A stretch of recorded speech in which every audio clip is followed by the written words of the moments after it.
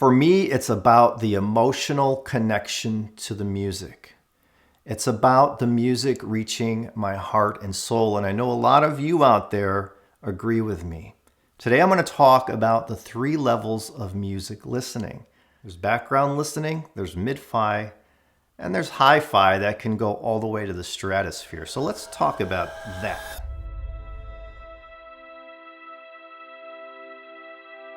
Hello everyone and welcome back to the channel. Today I want to talk about the three levels of music listening.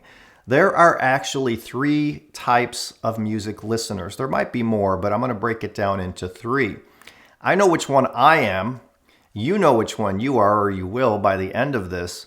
But I want to talk about each aspect and why some of us spend so much money on two-channel audio.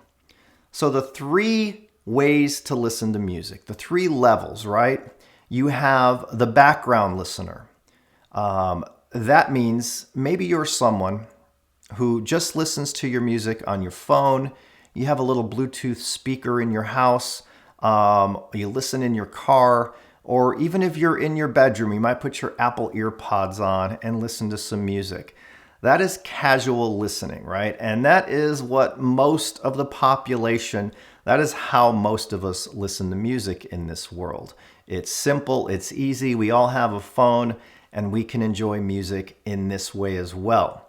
The next level of music listening is kind of like a mid-tier, a mid-fi, where somebody wants to go up to the next step and they want to get away from just listening on their phone or that $10 Bluetooth speaker.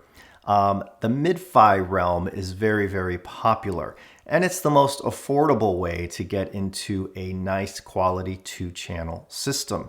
For example, if you're going to buy, there's even nice all-in-ones out there. The name Muso, for example, Muso, and you can get lovely music with bass, a little bit of texture with some room-filling capabilities. From something like a name Muso. That would be considered coming up on mid-fi. For example, you can also buy a pair of Klipsch RP600s, or the new ones that they announced just recently and came out with. I'll put a picture of them right here once I find them. You can get that and a tube amp like this one for relatively under $2,000, and you can have a really beautiful little sounding system.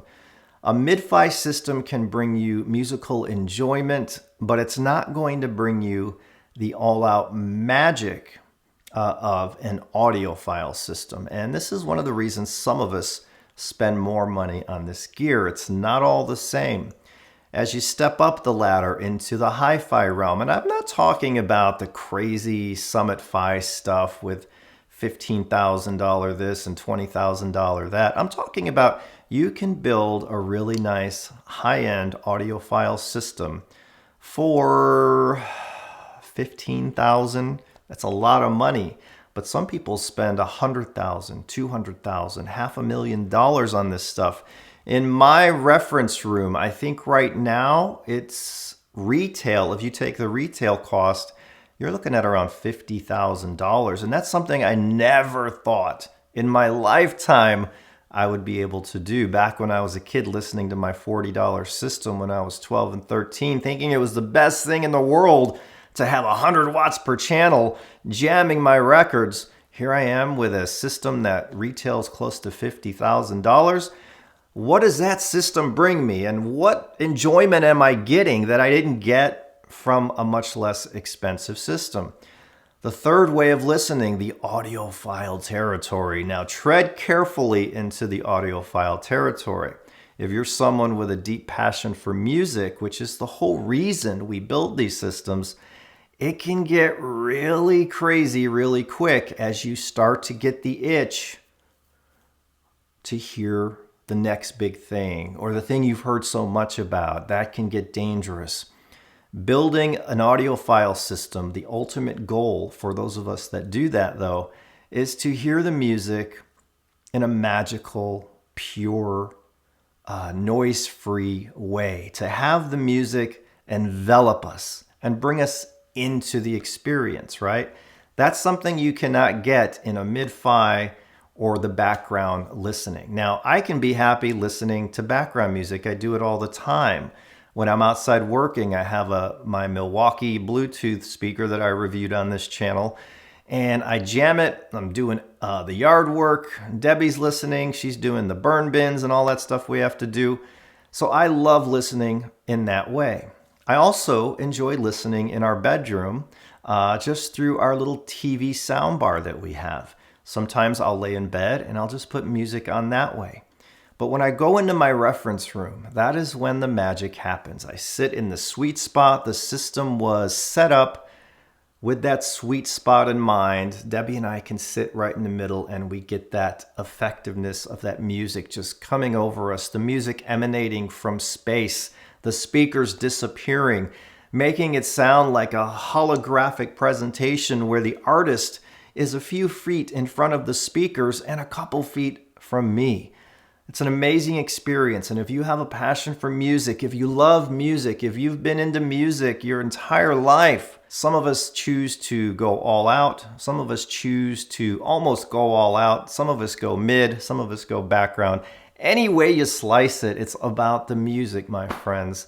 So enjoy it any way that you like. We don't have to spend $1 million, $100,000, $50,000, $20,000 to enjoy music. We can enjoy music with a $10 Bluetooth speaker.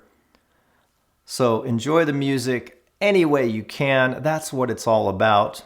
And I just wanted to come on here today and give a little talk about this, the different levels of music listening. And the reason I wanted to do this is because I have people ask me, well, why don't you just listen to, a couple $100 pair of speakers and a cheap receiver? Why can't you just do that? There seems to be a lot of people who don't understand why so much money is spent. Heck, I don't understand it half the time myself. But it's about the magic. It's about the emotional connection with the music. That's what it's about. So thank you guys for watching. I'll have those reviews I talked about before coming very soon. And I will see you then.